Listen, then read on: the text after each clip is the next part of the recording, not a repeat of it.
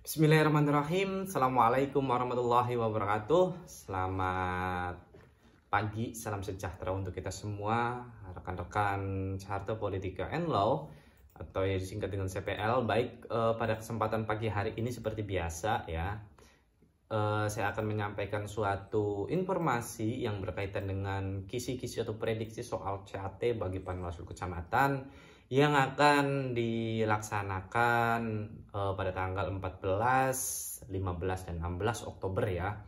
Tentu 2 hari lagi ya kita ada persiapan hari ini sampai besok ya teman-teman. Sekiranya kita harus mulai tingkatkan lagi mengenai pembelajaran kita mengenai seputar kegiatan kepengawasan ya, ataupun seputar pemilu, demokrasi, ideologi, kemudian pula tata negara ya, kepartaian dan sebagainya lah, seperti itu. Namun lebih fokus kita nanti kepada seputar pemilu 2024-nya nanti ya. Oke, seperti biasa teman-teman ya, di link latihan saya sertakan di deskripsi, kemudian passwordnya saya sampaikan di sepanjang video ini. Jadi saya berharap rekan-rekan kalau yang ingin mengikuti latihan CAT-nya ya, latihan pengerjaan di linknya, silahkan perhatikan video ini mengenai passwordnya seperti itu.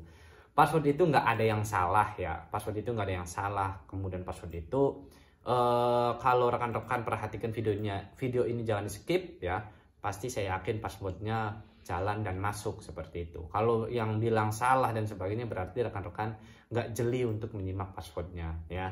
Dan passwordnya juga saya munculkan di link ini ya, di layar ini seperti itu. Jadi nggak ada pembohongan, kemudian bentuk transparansi juga ada ya, karena disertakan pula, nggak hanya di ucapan saja seperti itu. Oke, itu rekan-rekan ya terkait dengan link dan passwordnya. Yang pertama itu mengenai Panwaslu ya, passwordnya itu.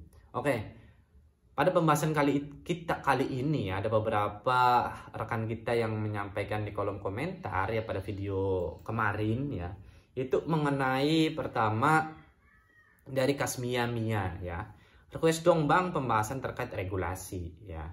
Regulasi apa ya yang akan saya bahas seperti itu. Regulasi apa yang akan kita bahas seperti itu ya. Regulasi ini kan ada regulasi pemilu ya, kemudian ada regulasi pemilihan kepala daerah. Nah, seperti itu. Jadi regulasi apa yang kita bahasnya. Kemudian di tingkat apa regulasinya ya?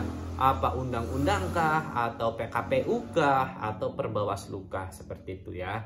Jadi silakan Mbak Kasmia atau Mas Kasmia, Mbak kayaknya ya, Kasmia ini yang menyampaikan lah seperti itu regulasi ini gitu, misalkan tentang pendaftaran partai politik gitu, biarkan enak gitu nanti kita bahasnya.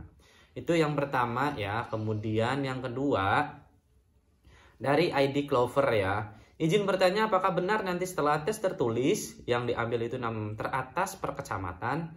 Terima kasih, mohon info bagaimana sistem setelah tes CAT nanti. Oke ya, saya jawab benar ya. Jadi CAT itu untuk mengambil 6 besar per kecamatan. Kalau yang mendaftar di kecamatan tersebut ada 20, maka dipilih 6. Sehingga yang 14-nya itu adalah gugur di CAT. Kemudian bagaimana sistemnya? Sistemnya itu adalah rankingan, bukan berbasis passing grade seperti kita CPNS ya. Kalau passing grade kan ada ambang batas nilainya. Tapi kalau untuk ranking CAT ini ya, walaupun misalkan nilainya 70, tapi kalau yang lainnya nilainya di bawah 50 ya teman-teman lolos seperti itu.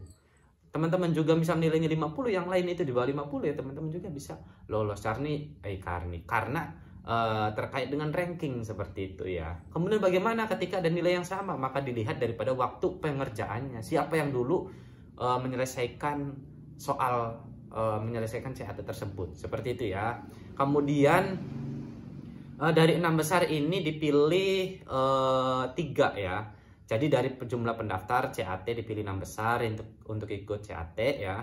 Dari semua pendaftar ya, mohon maaf, mengikuti CAT, itu CAT untuk menjaring 6 besar seperti itu. Nanti 6 besar ini mengikuti wawancara. Nah, wawancara ini untuk menentukan siapa yang akan lolos menjadi 3 besar seperti itu. Nah, 3 besar inilah yang akan nanti menjadi Panwaslu kecamatan seperti itu. Ya mungkin itu ya. Ya semoga bisa membantu mengenai jawaban mengenai pertanyaan daripada ID Clover ini. Oke, kemudian password yang keduanya itu adalah kecamatan ya.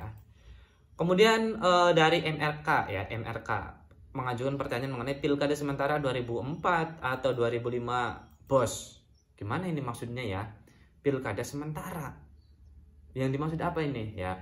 Oke, gini yang saya sampaikan teman-teman ya, bahwasanya pemilihan kepala daerah pertama kali itu sepengetahuan saya, barangkali ada perbedaan pendapat dari rekan-rekan itu bisa disampaikan ya di kolom komentar ataupun di link grup ya, kita diskusi di situ. Silahkan teman-teman juga bisa masuk di WA grupnya, kita bisa berdiskusi ya teman-teman ya.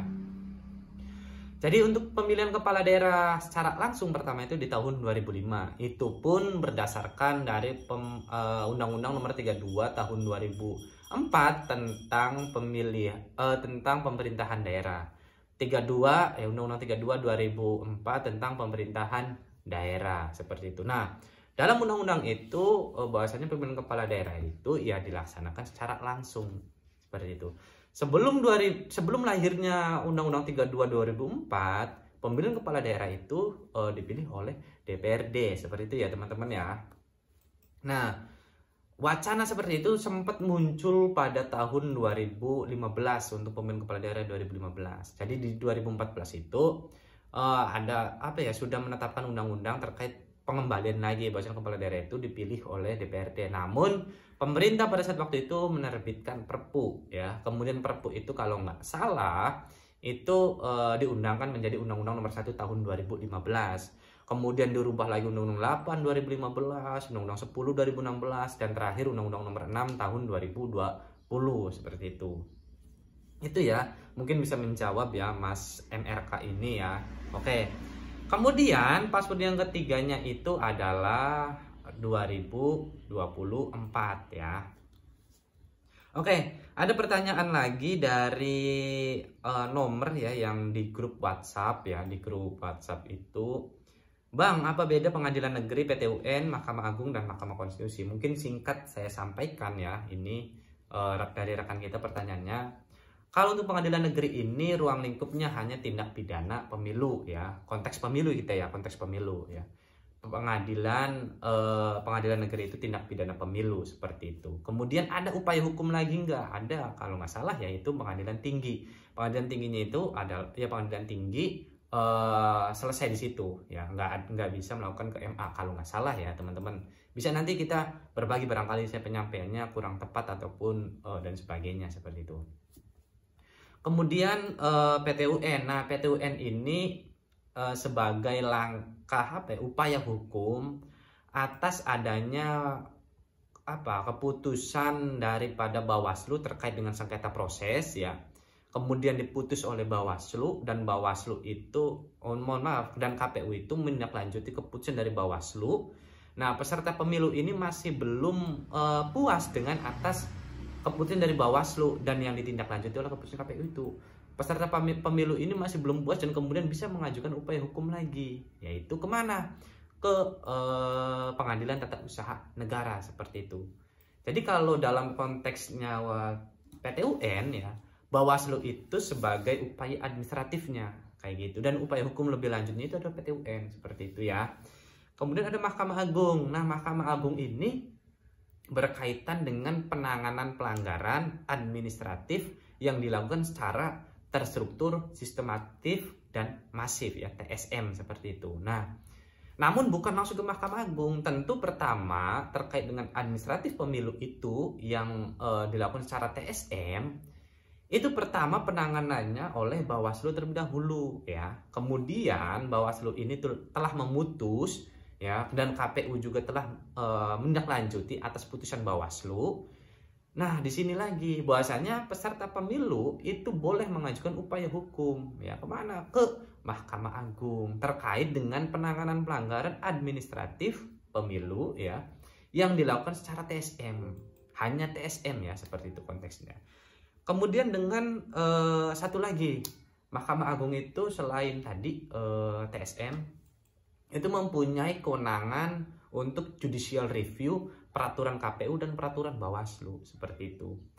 Sepanjang peraturan KPU dan peraturan Bawaslu ini bertentangan dengan undang-undang pemilu ya, itu bisa dilakukan judicial review JR seperti itu ya teman-teman ya. Kemudian yang terakhir mengenai Mahkamah Konstitusi. Mahkamah Konstitusi ini mempunyai kewenangan untuk perselisihan hasil pemilihan umum atau disingkatnya PHPU seperti itu ya. Dan juga mempunyai kewenangan untuk membubarkan partai politik kalau nggak salah seperti itu.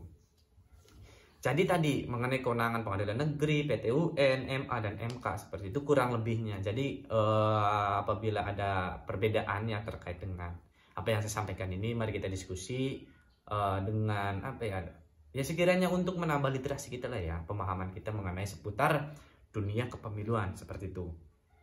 Mungkin itu aja yang bisa saya sampaikan. Teman-teman, kurang dan lebihnya mohon maaf. Semoga teman-teman terpilih jadi Panwaslu Kecamatan ya untuk pemilu 2024 yang akan mendatang. Terakhir, jangan lupa untuk di subscribe, like, dan share ya. Saya ucapkan terima kasih pada rekan-rekan yang telah mendukung channel saya ini. Semoga segala sesuatunya dimudahkan oleh Tuhan Yang Maha Kuasa, Allah Subhanahu wa Ta'ala. Oke, mungkin itu saja yang saya akhiri. Wallahul muwaffiq. Wassalamualaikum warahmatullahi wabarakatuh. Password yang terakhir itu adalah @